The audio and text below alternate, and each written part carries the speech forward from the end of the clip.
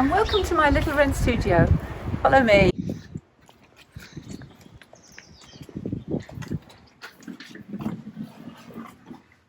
Right, this is where I make my collographs, and I'm going to tell you a little bit about how I make them and also the inspirations behind them.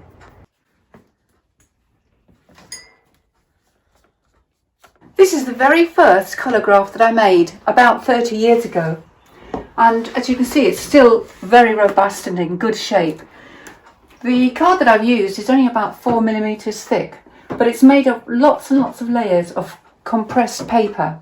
So that means that in order to get these lovely shapes of the fish, I could use a scalpel and very carefully cut around the shapes of the fish that are drawn on the card, and then very carefully again lift that thin layer of paper off.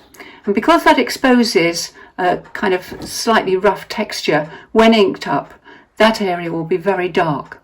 Whereas the goldfish, where I've only cut tiny lines to represent the kind of patterns on their fins and on their tails, they can be inked up with orange and they'll really stand out against the black.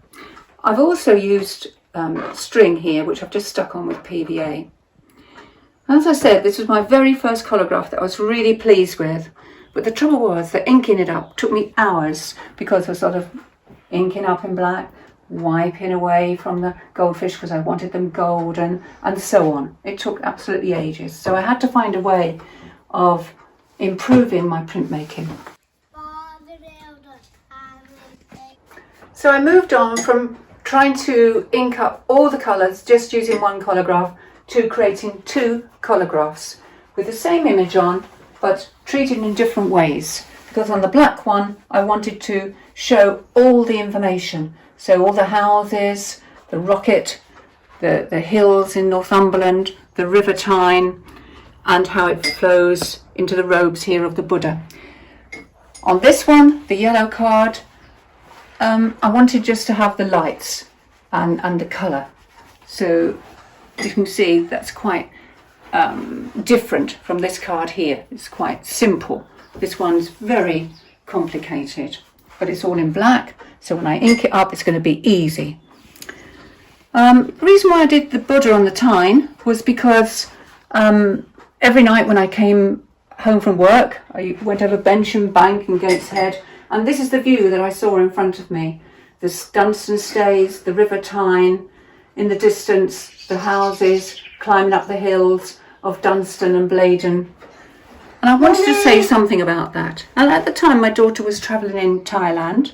She sent me some photographs, some postcards rather, of the sleeping Buddhas, or the reclining Buddhas, sorry. And I thought, well, this is about peace as well. And I felt peace when I saw this view every night around about 5 in the evening returning from work. So that's why the two have been combined. Mommy. And this is the finished product.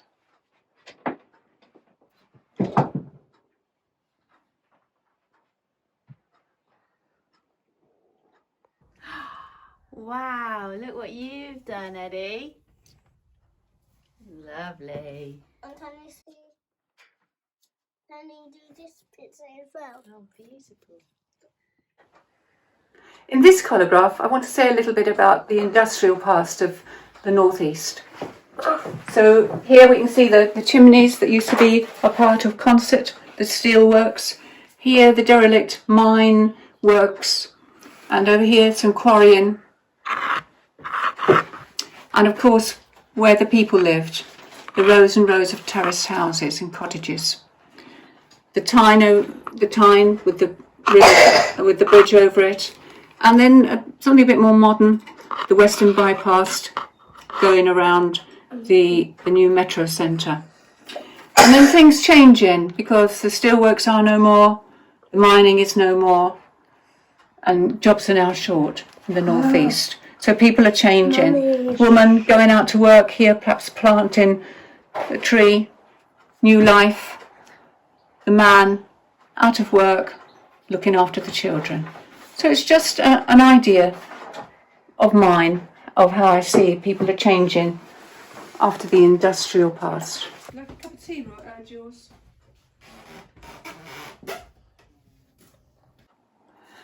On these last two collographs, I'd like to show you a different way of producing a print. This is just corrugated card, and I've cut it and stuck it there to represent a part of a fence. Here's another of the fence posts, and in this way I've done it in the more the usual way, so cutting out a thin layer of paper to ink up, and that will represent the black areas, and then using latex glue to paint on the lighter areas. This was part of a really big panel that stretched out to about 4 foot long. And I've just incorporated it because I'd like you to see that you can do really huge work using collograph, or really small ones as well. It's a very versatile medium to use.